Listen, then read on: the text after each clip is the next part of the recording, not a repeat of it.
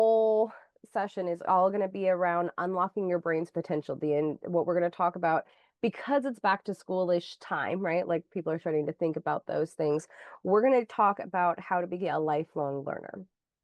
So welcome to August Genetic Harmony session. The genetics of learning, unlocking your brain's potential. So whether you're returning to a learning environment or just recommitting to personal growth, this month is all about understanding how your unique genetics influence the way you learn, remember, and grow. We'll blend neuroscience, behavioral genetics, and practical strategies to make learning more natural, effective, and personalized. So I'm going to go into some of the science of this. Feel free to take notes because I will say these multiple times, but it's a lot often. The human brain has plasticity. This is a relatively new term. When the last decade is when we realized that the brain adapts. This is the neuroplasticity is the ability to form new neural connections throughout the entirety of life. Back in 1980, we really believed that once you were born, that was it, that your brain was the way it was. We have learned since then that that is not the case. So how we learn is pretty standardized. However, how we learn is not a one size fits all. Here are some of the genetic differences and the key points. So our genes impact neurotransmitter activity, which affects our focus, our motivation, and our memory.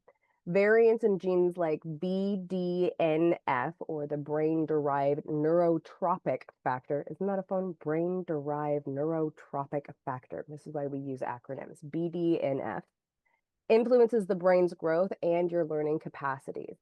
COMT, which we talk about a lot, affects how fast or slow we process information, especially under stress. It impacts neurotransmitter activities, which in turn influences focus, memory, and motivation. The COMT specifically influences stress response and mental performance with dopamine breakdown. So how quickly our brain can break that down to recover from stress. DRD2 and DRD4, also dopamine receptor impactors. These are essential for motivation and attention. DRD2 is crucial for dopamine signaling, and DRD4 is thought to react to environmental factors like early childhood life experiences. So think for just a second on a time when learning had felt easy, or a time when learning felt harder than it should, because the genetics could be a huge factor in that. Now we're going to talk about how your genes may be affecting your learning style. So this is how genes affect learning styles. Now let's talk about how this might be impacting you, right? So genes like APOE, which is a apropoprotein A, again, this is why we use acronyms, because apropoprotein is a lot of a mouthful. APOE influences memory via lipid or fat metabolism. Our brains need fat to function, and this is the gene that allows that to happen. Those with certain variants may need more repetition or multiple sensory inputs to retain that information. If your brain isn't getting the fat feeding that it needs quickly, then you're going to need that repetition to build that retention. So one of the tips is pair movement with your memory, because when you move your body, it releases a protein that allows your brain to absorb those fats even faster. So walking while reviewing concepts or using gestures when memorizing things can help lock it into your brain. Right? Cool, right? Attention and focus. So dopamine pathways that we were just talking about, the DRD4, that's all around novelty seeking and focus. People with certain variants may thrive in stimulating environments while others need quiet and routine to stay engaged. So think about times when it was really easy for you to learn. Were you in a big classroom setting and people are bouncing ideas off of each other and the music was going? Or were you quietly in your room taking notes and imagining that you were deciphering ancient scrolls? Because that could be a factor of how your dopamine is processing through your DRD4. Stress, I think this is a fairly obvious thing, but we still need to say this on a regular basis. Stress impacts our performance, specifically around tests. So the COMT, there's a specific variant, and I'm going to say it. I don't expect that you're going to fully retain this, but I would like to have it in the recording so anybody who wants to go and look it up can do that, right? So it's the COMT Val 15A MET, 8 MET, Val 158 MET. This variant influences stress response and mental performance. Some people perform better under pressure. Others need very low stress conditions to think clearly. Again, thinking back to a time when it was really easy. Were you nose to the grindstone and caught at the last minute and now you need to just like get it done? Or did you know that you had lots of time and it was going to be okay and things were chill? Which one was better for you? Some tips is to create time buffers, practice breath work, or simulate pressure in a safe setting to improve that cognitive flexibility.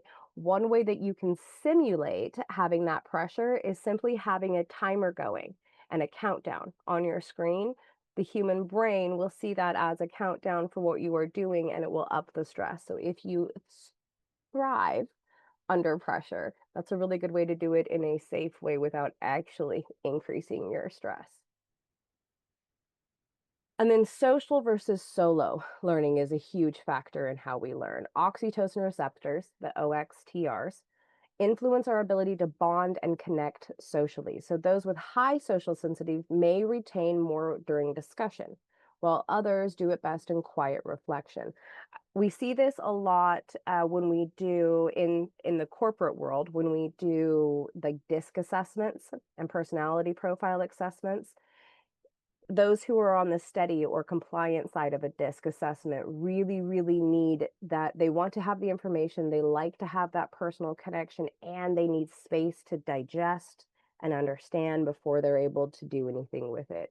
And those who are on the dominant or the influencer side is like, give it to me fast, give it to me now, let's do it right here, let's go. And knowing that can really allow you to navigate what your brain needs. Those with high sensitivity will retain in the discussion again, and those others will do it better in quiet reflection. Understanding your natural tendencies lets you customize your study environment in an approach that fits for your brain. Now, you can absolutely go through and get your genetic test and go look at these and then start going, okay, so maybe this and maybe that. Or really just take a second and reflect back on when it was really easy for you to learn something new. What did that look like? I'm going to pause just for a second to ask this question like legitimately. Let's go to where it was easy. Think about the last time you had to learn something new, because learning something new can be very triggering for our brain. So think about it when it was easy. What were some of the factors? Were you with other people? Was it noisy? Was it quiet? Were you under stress? Were you not under stress? What is coming up for you real quick?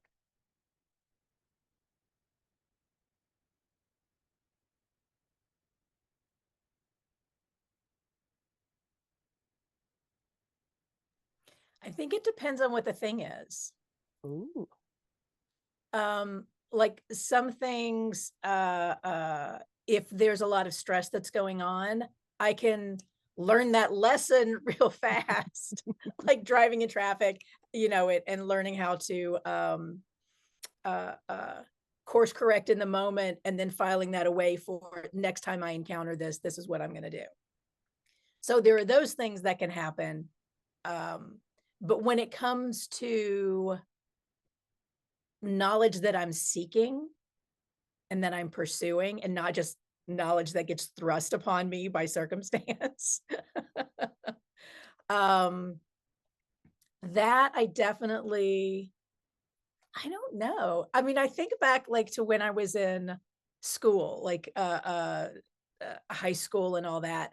And I never learned how to study, which really sucked when I got to college because I didn't know how to study because I'd never had to study before. And it even got to the point where like teachers, especially in math, would give the homework at the beginning of class so I could do homework during class because I was too disruptive otherwise. Because I would read books or I would like pass notes or whatever. And so the other folks around me couldn't really learn because I was like, oh, this is what, okay, that's how you do that. But then when I got to college and things, got more complex. And I was like, I just had no idea how to study. I'd not built that framework in. So there was something about that. It wasn't stressful, but it was like a community of learning. Yeah. Really served me well through, elementary through high school.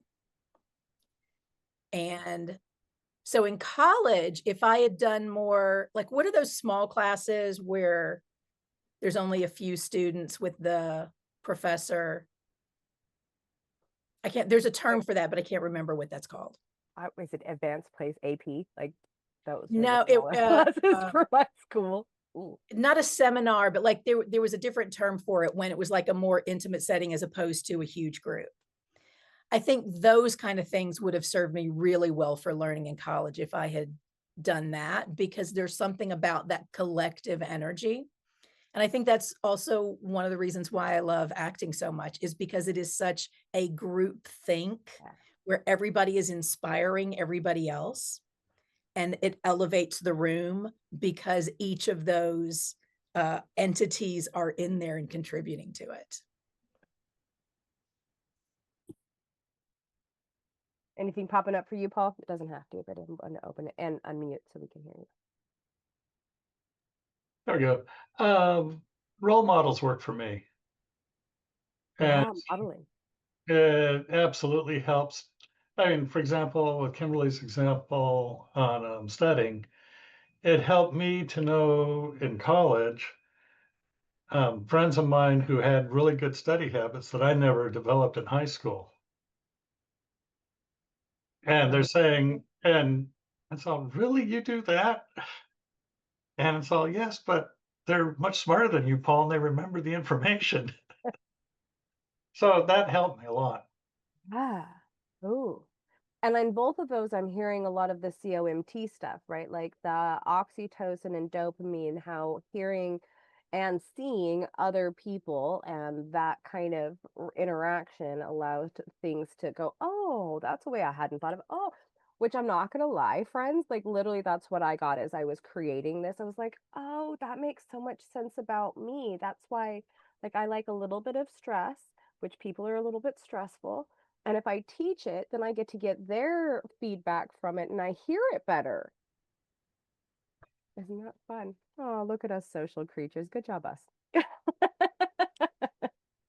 Okay, so lifelong learning based on genetics. Leveraging our strength is what we're going to talk about here next. So now that we've got that locked in and we've processed through, here are a few of the science-based strategies to support learning no matter what your genetic wiring is. So leveraging your strength. If you are naturally curious and novelty seeking, use variety and challenge to stay engaged. If you are more reflective and focused, build routines and quiet environments to protect that deep thinking. For this group, it sounds like one of the natural leveragings of strength is go do it with other people. Like, how are you absorbing this information? Wait, what did you hear when they said that? Yeah, love that.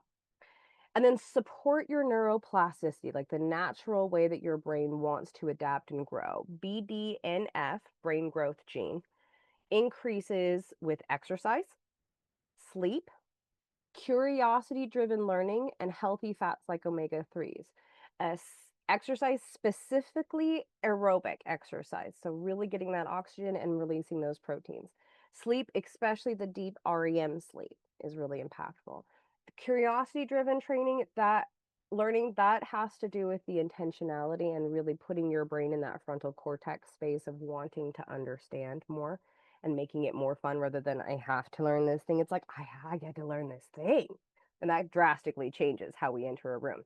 And then those healthy fats, again, what we know specifically around Alzheimer's and genes is the absorption of fat in your brain massively impacts retention in our memories.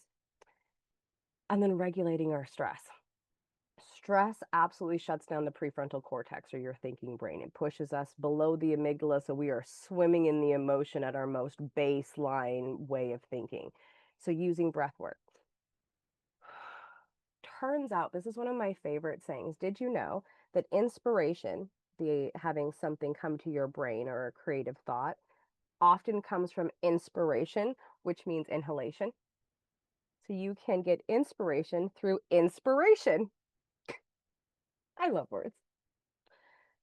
Nature is a huge way to do that. Just getting out. Part of that is getting and moving your body. Part of that is the breath work. And part of it is simply changing up the routine and giving your brain something new, right? So if neuroplasticity is what we are trying to adapt, simply getting out of an inside environment into an outside environment gives your brain newness that stretches those muscles.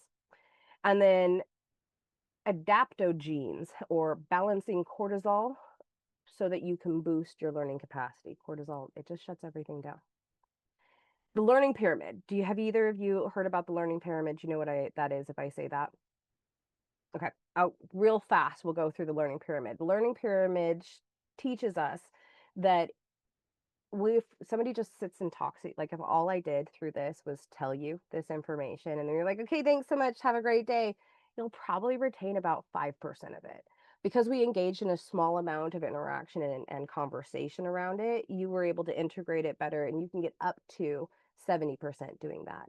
Now, if you can take one thing from today and go share it with someone else, go teach, it boosts it above 90% retention. Repeating what you learn to someone else activates multiple brain pathways and constantly improves retention, no matter what your genetic profile is. Yes, learn one, teach one, exactly that. Okay, reflection. We're getting close to the end here. Take just a moment. These are journal prompts for anybody watching later. Feel free to journal prompt them now, or we can have a discussion. What study or learning environments work best for you? Observe it without getting judgmental. Just observe what you know about yourself. When do I feel most motivated to learn? Again, without getting judgmental, just observe how your history is. What habits support or block my ability to retain information? Y'all, if I don't write it down, it's never going to exist in my brain. I now know this about me. What about you? What is your thing? And then consider which of these behaviors feels really natural. Like, isn't that how everybody is? Might not be, might be how you is. That was terrible English. Sorry about that. And then which one of those feels forced? Which ones feel like I have to do this because I was told this is how you're supposed to learn? Might not be how you learn. Realignment. The goal is to shift from forcing your brain to fit into someone else's system and instead building a system that fits your brain. Your brain is uniquely wired for success, and genes can guide that growth. Things I would love for everyone to take away today. Your learning preferences are biologically influenced, not dictated. You can optimize focus, memory, and motivation with the right environment and strategies. And if you can teach what you have learned, you retain so much more and reinforces your natural networks. So take one strategy from today's and notice what shifts. Love for you to either journal your experience or come back and share it with us on LinkedIn. We would love to hear about it. All right, what are your top takeaways from today?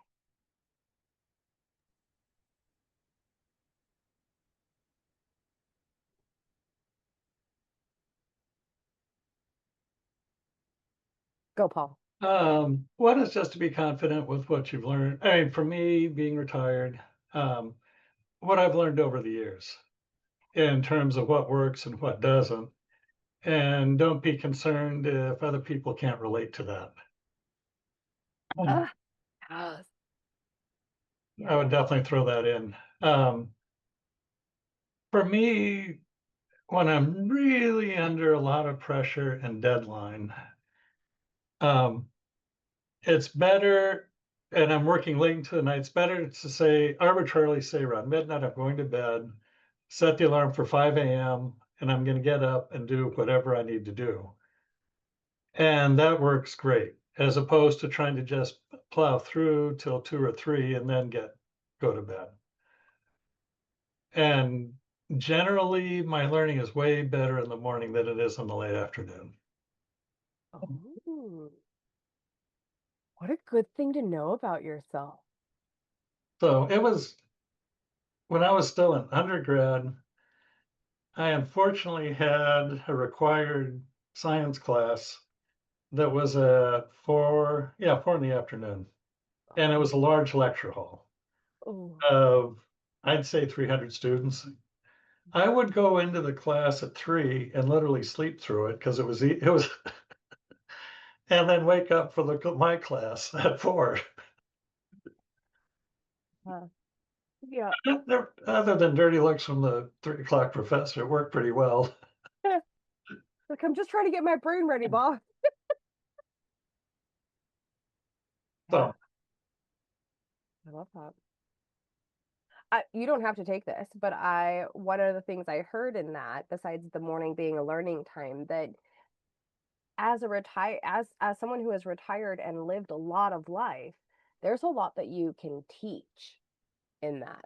So I would just, no requirements. I'm not pushing you to do anything, but do share with the world. that actually, what I like to do now, which gets me into trouble as recently as All-Star Weekend, is I like to tell stories. Oh, And so now for instance, I'm into photography. And so now whenever I'm taking pictures, I'm thinking, what story am I going to tell about these pictures? And then just put it together. oh, And then I try stories on different people and sort of refine them. And so so the people get the impression that I would like them to get. And that's the challenge. I love storytelling is such an art. Ooh, keep doing that. I mean, you don't need my permission, but I love that. So, Thank you for so that. yes, so sharing is a good thing. And then I do due diligence. The other thing I've been doing since I got back is due diligence for investors on life science companies. Oh, And so that's a way also just reflecting back on my own direct experience and how are these startups doing and what are they missing? What are they succeeding in? ooh, yeah, that is valuable information for startups. Yes, thank you for that. You're welcome. Kimberly, my co-founder and collaborator, would you like to tie us up today?